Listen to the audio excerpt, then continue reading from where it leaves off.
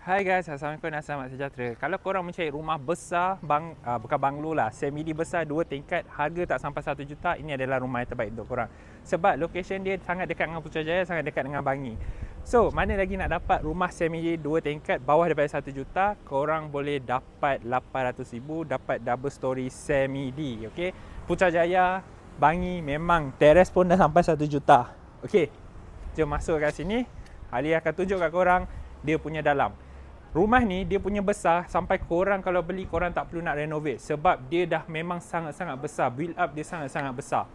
Dan living hall dia, guest room dia pun besar cukup untuk guest room dan ada personal toilet dia masing-masing. Jom let's go. Assalamualaikum. Okey. Rumah ni pakai 3 phase punya wiring dan korang boleh tengok dia punya living hall memang sangat-sangat besar. Sangat orang kata cukup lah. Kalau korang beli korang tak perlu nak renovate. Dan tepi ni korang masih ada lagi tanah dalam 12 kaki tu 10 feet. Macam ni. Okay. Korang boleh tengok. Jom kita tengok kat dalam. Kalau dekat bawah sini pula dia ada storeroom. Dan paling menarik dia dekat bawah ni dia ada guest room yang ada personal toilet dia masing. Okay. So, dia tak perlu nak keluar. Kalau mak ayah dia datang rumah ke, keluarga datang rumah nak tidur rumah, dia tak perlu keluar untuk pergi ke tandas. So, dia ada privacy masing-masing.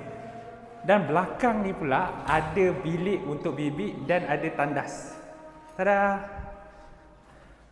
So, sini bilik untuk bibik dan sini ada tandas.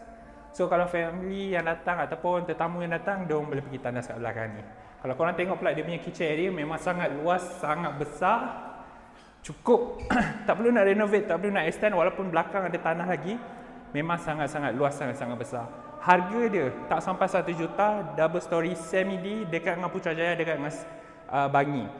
Kalau Putrajaya kau nak pergi ke Alamanda 10 minit dah sampai. Kalau nak pergi ke Bangi, betul-betul Bangi bukan Semenyih, ini adalah location yang paling sesuai, harga paling sesuai. Khas untuk Melayu sahaja. That's why harga dia below daripada 1 million. So korang sangat untung.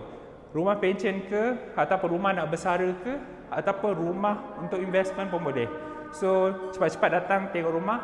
Surau depan saja, masjid dekat, sekolah, semua fasiliti sangat dekat. Jom, ini video title. Bye-bye.